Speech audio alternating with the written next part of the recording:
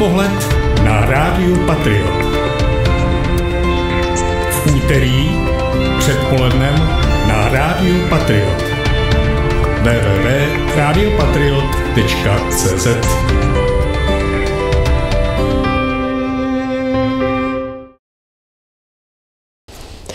Krásný den lidem všem a příznivcům inspirativních rozhovorů zvláště. Dneska to bude obzvlášť speciální díl, protože vážení a milí, nejsme v Čechách. Jsme na Slovensku. A u koho jsme na Slovensku? Tak to poznají jenom fajnšmekři a znalci. Já děkuji, že nás v jejím prostoru, v jejím hnízdě přivítala motivátorka, koučka, jak já říkám, šamanka, Miriam Štolfová. Miri, já ti děkuju, že jsi nás přijala. Ďakujem pekne. Vítajte v hniezde v raji a ďakujem pekne za pozvanie na tento rozhovor. Miri, ty jsi autorka projektu, který se jmenuje Škola hrou pro dospěláky, a ne, co nás ve škole nenaučili. Jak jsi přišla tento projekt vytvořit? Co tě k tomu přivedlo?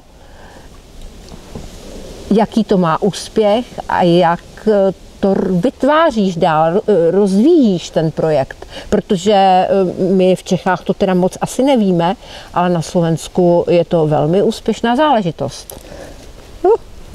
Ďakujem pekne. No, vzniklo to tak samozrejme, tak nejak prirodzene.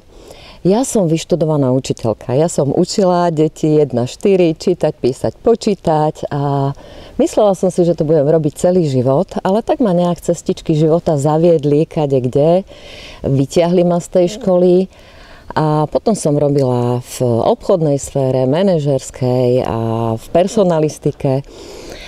A aby som po veľa rokoch pochopila, že to ma len Pán Boh upratoval k tomu, čo mám v skutočnosti robiť. Takže ma pripravoval na to plnenie poslania.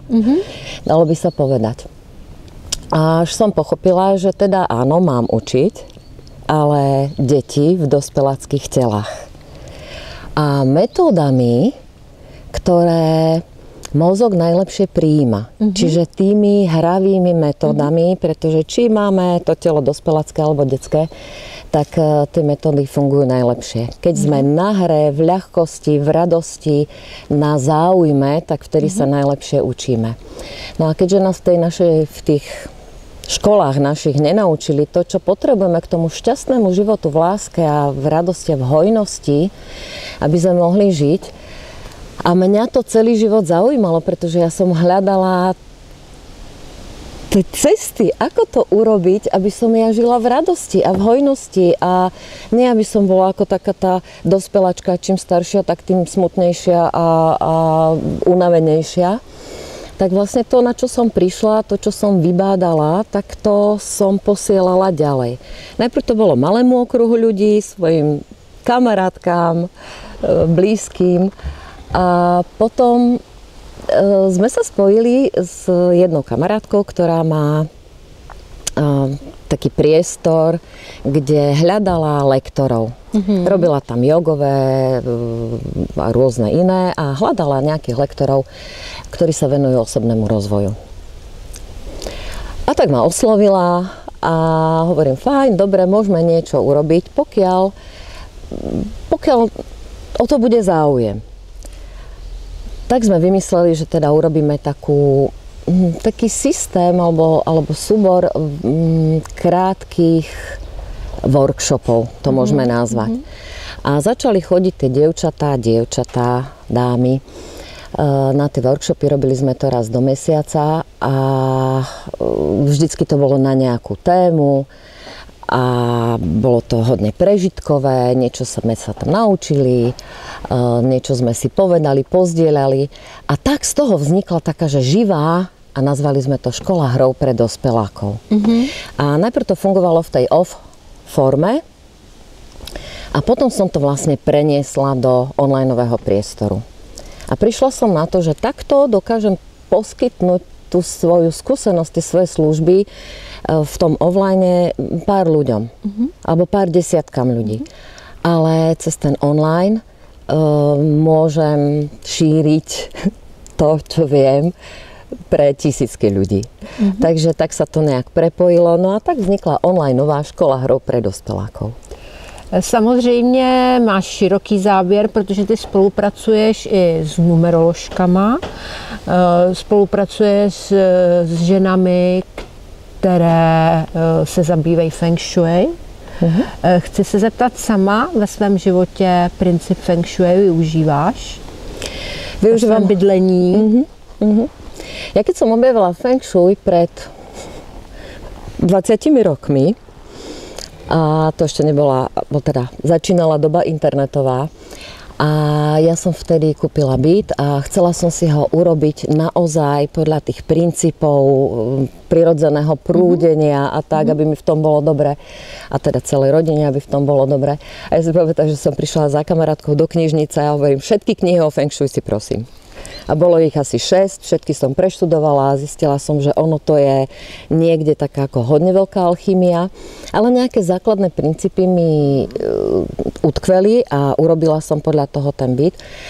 A prišla som na to, že to je nám prirodzené. My, keď sa naladíme na svoje vnútro, my máme v sebe tú múdrosť, ako si zladiť svoje okolie, tú hmotu okolo seba, tak, aby tam bolo prirodzené prúdenie. Pretože tí naši starí Slovania to vedeli, a my to máme ukotvené v bunkovej pamäti. Takže najprv som šla cez tú hlavu na to, cez tie knihy, ale čoraz viac som zisťovala, že keď sa zamyslím nad tou múdrosťou predkov, ktorú som stále zbierala a zaujímala ma, že ono to tam je všetko schované v rozprávkach, v prísloviach, porekadlách, proste v tom dedičstve od našich predkov. Tam to je všetko schované. A potom sa stačí len prepojiť s tou svojou vnútornou múdrosťou, s tou intuíciou a s tým srdcom. A srdce ti povie. Aha. To je skvělý, protože ty jsi další z moudrých žen, který teďka razí, že hlava, rozum dobrý, ale duše, intuice, ta by asi jdeme do doby, kdy bude mít ta hlavní slovo, ta intuice, ta duše, to srdce. Tvoje vysílání každý den začíná takovým sloganem, s kterým jsme se přivítali. A to je prajeme si krásný deň. Dnes máme 18. oktobra, najkrajší deň vášho života. A ty vlastně v tom dnu rozebíráš numerologicky, kam by měl člověk, dejme tomu, upřít pozornost, na co by se měl zaměřit, na co si dát třeba i pozor. Miri, prosím tě, dneska tady máme toho 18. oktobra. Jak vidíš dnešní den? Dnes je veľmi zaujímavá energia. 18. oktobra 2025. Keby sme to zobrali podľa numerologického kódu systému Slnka v srdci, ktorý ja používam, ktorý je veľmi jednoduchý a naučili ma dievčatá zo Slnka v srdci, tak ten kód je 911. A tá deviatka je z 18. To je ten dar 18. To je ten dar, ktorý sme do dnešného dňa od Pána Boha, od vesmíru dostali. 18. v klasickom tarote je Luna. To je proste hĺbka minulých životov, hĺbka našich duší. A 1 plus 9, 1 plus 8 je 9. Čiže je to vlastne 9 z 18. A 9 to je zase energia pustovníka. Pustovníka, ktorý sedí takto niekde v lese alebo v jaskyni a proste rozíma, vnára sa do seba. Takže vždy toho 9. alebo 18. alebo 27.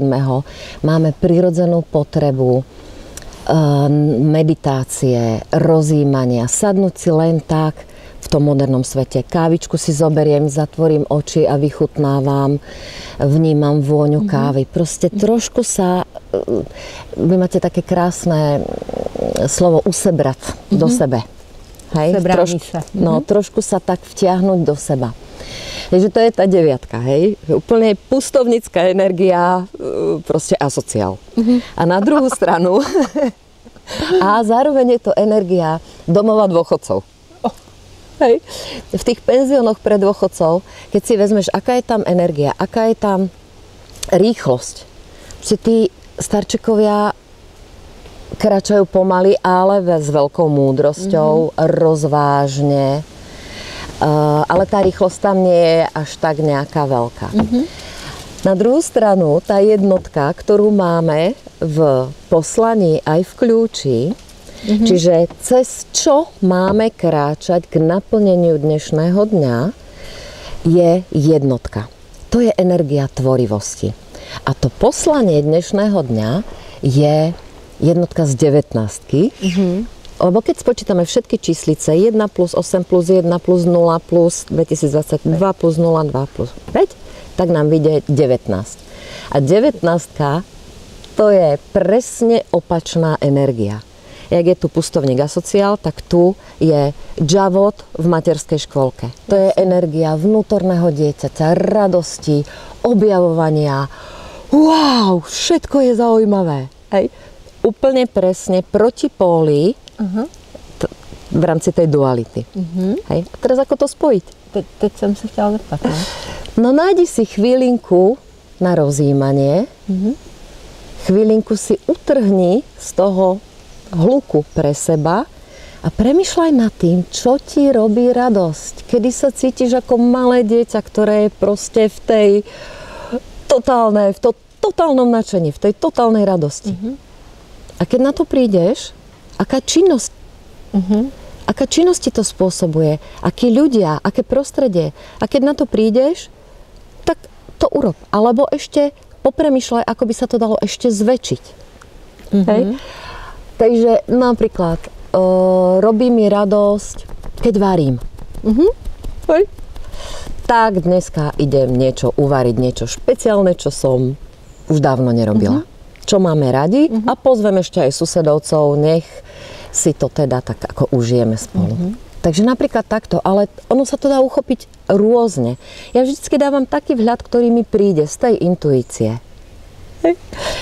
Takže přátelé, kdo bude chtít dostávat takovou ranní inspiraci nebo dopolední inspiraci, tak si nezapomeňte na Facebooku najít Miriam Štolfovou a bude vám chodit každý den do storíček, jak se máte ten den naladit.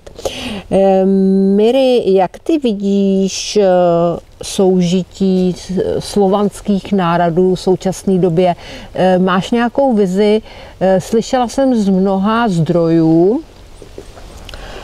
názor, neříkám, že to tak bude, že Slováci a Češi by měli zase nějakým způsobem se spojit. Jak to vidíš ty, jak to cítíš ty jako Slovenka? My sme stále prepojení. Tie väzby sú tak silné a teraz mi úplne až prišlo také dojatie. Ja mám ex-manžela Moraváka. Takže deti sú také na pol. Aj keď teraz žijeme na Slovensku a on tiež žije na Slovensku. Ale babička, detko boli teda v Čechách. Je veľmi veľa rodín. Takmer každá, ktorá má nejaké prepojenie takto.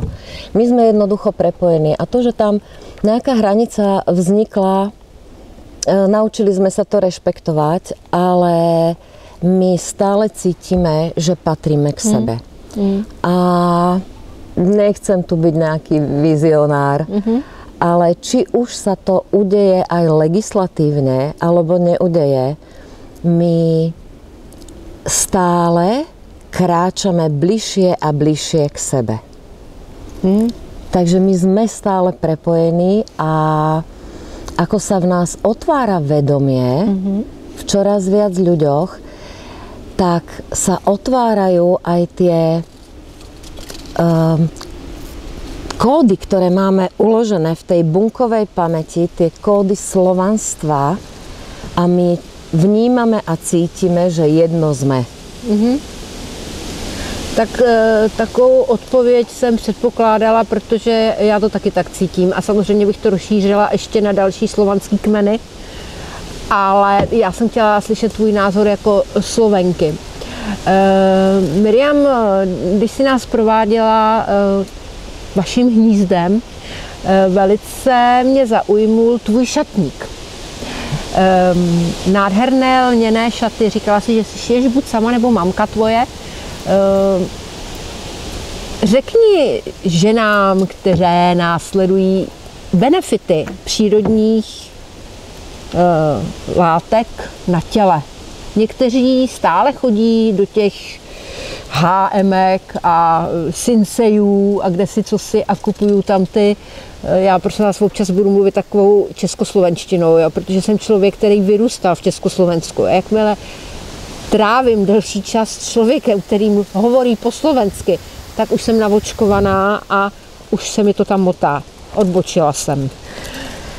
Ale to je krásné, lebo teraz si len potvrdila to, čo som hovorila ja. Ano. Takže prosím, povedz nám, ako to je.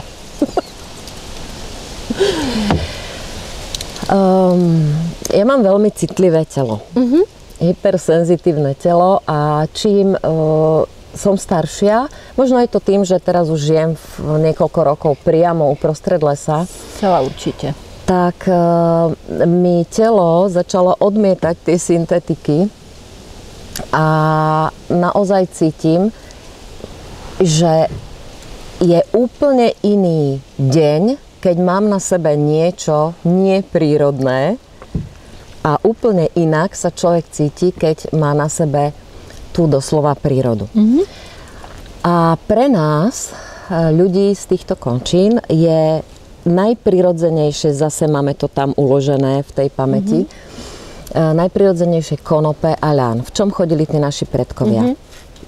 Navyše konope a ľan je najprirodzenejšia látka pre naše telo, pre našu kožu a ona je liečivá. Doslova liečivá. Má tak vysokú vibráciu, že stačí si obliecť ľanové alebo konopný odev a celý deň si ako v sanatóriu. Celý deň sa to telo preliečuje. A nie je problém dnes už prísť k takýmto veciam. Je veľa šikovných ľudí, ktorí tvoria na saše, vy máte Flair, je veľa lokálnych výrobcov, ktorí tvoria odevy, do ktorých vkladajú svoje srdce, do ktorých vkladajú svoju energiu. A zároveň tvoria z tých prírodných materiálov. A keď si človek takýto odev zaporiadi, alebo si ho dokonca sám ušije, tak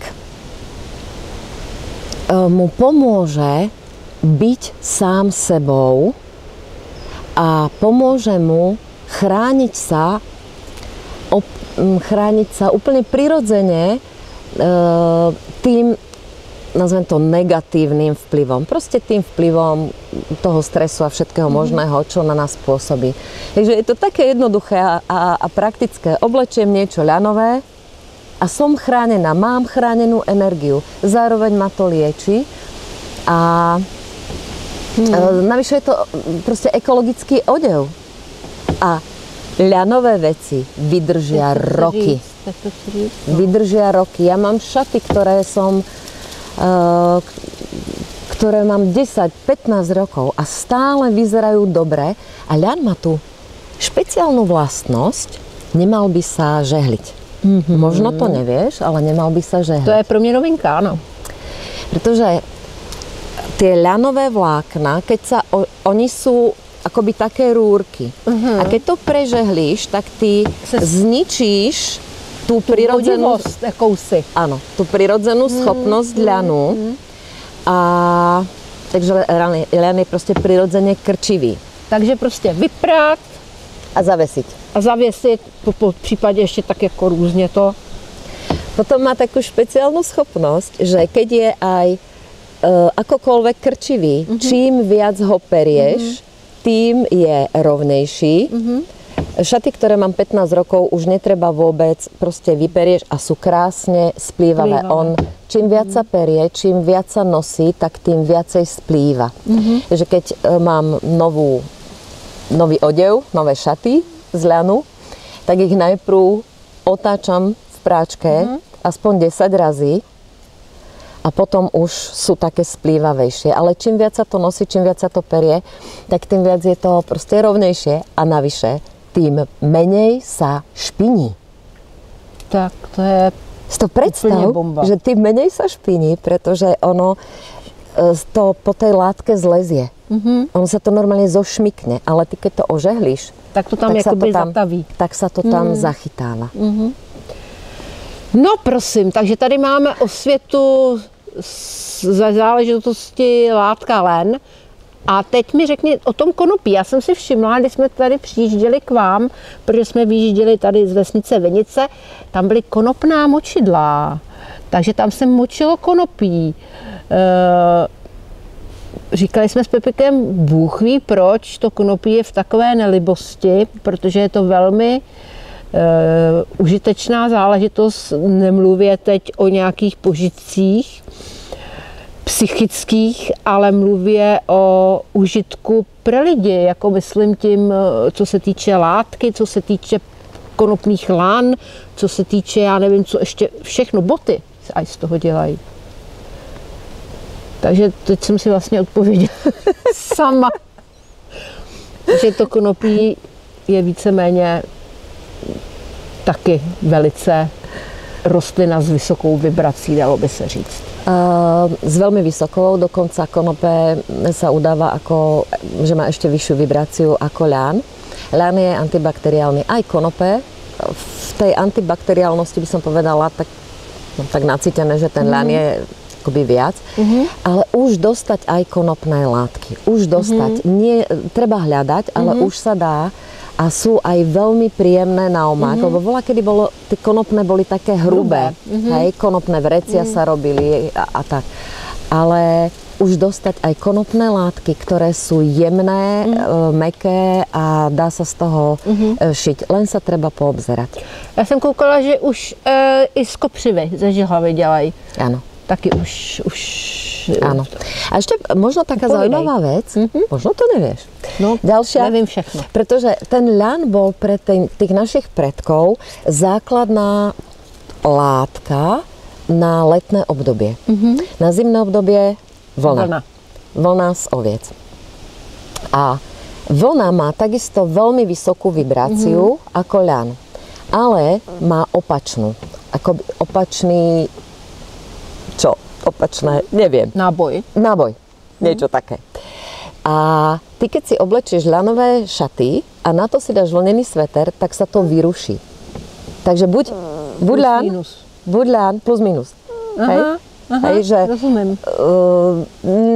Neviem presne, aké jednotky sú to, ale povedzme, že ľan má 100 jednotiek plusových a vlna má 100 jednotiek minusových. Takže 0. Hej, čiže sa akoby otáča iným smerom. Tým pádom sa ti to vyruší. Takže buď ľan, alebo vlna. A vtedy je dobre napríklad to konope nakombinovať s tou vlnou. Dobře. Tak to tu máme za sebou záležitost oblékání. Teď ti dám takovou velice specifickou otázku. Nevím, jak u vás tady na Slovensku, ale u nás v Čechách v takových alternativních kruzích hodně hýbe dění komet v naší sluneční soustavě. Máme tu kometu Lemon, pak tu máme kometu Svan, pak tu máme ten Atlas slavný.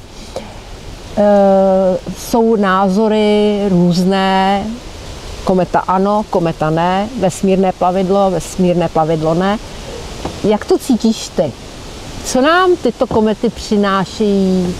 Co nám chtějí říct? Zrkadlia nám. Zrkadlia nám, je to proste niečo, čo nám nás posiela naspäť do seba. Pretože, vieš, prídeš k informácii, že toto, nejaká kometa, alebo čokoľvek. U niekoho sa zopne strach. U niekoho sa zopne hurá. AI prišla, hej?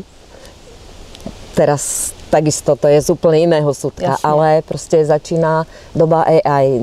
Nedá sa to poprieť, začína nová paradigma. U mnohých ľudí to spúšťa obrovské strachy, rovnako ako keď prišiel internet. A u mnohých ľudí hurá, nové možnosti. Hej? A spúšťa to, alebo objaví sa v tebe to, čo v tebe je. Alebo sa niečo vylupne, čo je potlačené. To je zajímavý pohled. Takže ono ti to hovorí, čokoľvek zvonka ti hovorí o tom, ako to máš vnútri. Záleží na tom, ako ty na to reaguješ. Nie je až tak dôležité, čo tam vonka je. Ale jak na to človek zareaguje. V podstate Einstein na to prišiel, že tá teória kvantovej fyziky, že objekt, ktorý pozoruje, mení ten objekt, ktorý pozoruješ. Že ty vlastne, keď niečo pozoruješ, tak meníš to, čo pozoruješ. Jasně. Tak tohle je teda úplně fenomenální pohled na tu záležitost, protože já už jsem z toho byla taková až jako, nebudu říct jako naštvaná, to určitě ne, protože já, když se řeklo Atlas a to asi nebude, tak ve mně se vzbudila zvědavost. Ani ne strach, ani ne jupí, ale prostě zvědavost. Vidíš, tak co? Tak se ukaž. Jo? Ale tohle je dobrý, tohle je velice zajímavý pohled a ten mě baví. Miriam, co bys, teď se tě nebudu ptát na českou zemi, protože a jelikož seš na Slovensku, udělám to jinak. Zeptám se ti, čím si myslíš, že je Slovenská republika specifická, ale teď nemyslím, že tady na mě vytáhneš brinzu a kde si cesy. Já myslím z hlediska energií, čím je jedinečná. Za co bys si ji nevyměnila, protože má v sobě. Co má v sobě Slovensko, co je pro něj specifické? Keď vezmeme Slovensko ako krajinu, ano, tak to myslím. Ja som myslela já jsem se asi špatně vyjádřila. Jako krajinu, ano, z těch energetických proudů nebo z toho nabití, z toho vnímání té krajiny. Tak. Je to veľmi podobné ako Česká republika, Česká krajina. My sme tu obrovsky bohatí. My máme vodu. Voda je najväčší poklad. My plávame na vode. My máme lesy. My máme lúky. My máme kveteno. My máme divoké byliny. My máme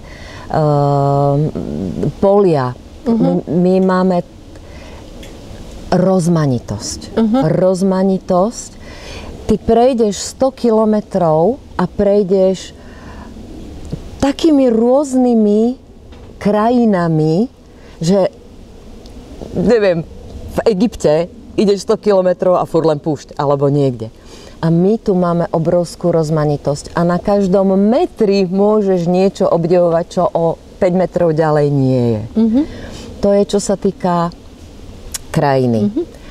Ale mne prvé, čo napadlo pri tvojej otázke, čím je špecifické Slovensko, a toto sú také rozdiely medzi nami, ktoré ja vnímam, medzi nami, Slovákmi a Čechmi, je Slovákov vnímam ako ľudí, ktorí majú zakorenenú hlbokú múdrosť, ale takú surovosť, takú v dobrom. Ja rozumiem, jak to myslíš. Takú otvorenosť až surovú. A my sme takí Češi sú jemní. Vy ste oveľa jemnejší. My sme takí proste, čo na srdci, to na jazyku, ďuro, tu. Jo. Ale Češi, to tak pekne v ľahkosti zaobalia a povedia to isté. A tým našim spojením to je ako yin a yang. Že mnohí Češi mi povedali, že toto ich baví na Slovensku, na tej slovenskej náture. A nás zase priťahuje, povedzme, to jemnejšie. Preto napríklad mňa pritiahol aj ten môj muž, hej, ktorý bol iný, bol jemnejšie ako tí Slováci. Ale v tej spojitosti je ta krása. A pak druhá otázka, kterou dávám vždycky na závěr rozhovorů. Co by si chtěla vzkázat divákům? Co by si chtěla vzkázat lidu československému? Všetci jsme jedno. Majme se radi. Není co dodat. Přátelé, dneska jsme měli 2 asistentky ze 3. Třetí tady někde chodí. Dneska já mám asistentku Amálku a tamhle je asistentka Justínka, protože prostě musí být s náma pořád někde. Dnešním milým hostem, nebo vlastně my byli hosté u motivátorky, lektorky, autorky projektu Škola hrou pro dospěláky, úžasné a skvělé a mým velkým vzorem a ikonou u Miriam Štolfové. No, komu čest, tomu čest, Miri. Úplně jsem štronzo, že ji vidím naživo, live. Takovou dobu ji sleduju a teďka ji tady mám po boku svém, tak jsem velmi nadšená. A myslím, že byl ten konec řečený Miri velice krásně. Prostě mějme se rádi, užívajme svět a nebojme se, ono to nějak dopadne. A když to nedopadne dobře, tak ještě není konec. Mějte hezké dny.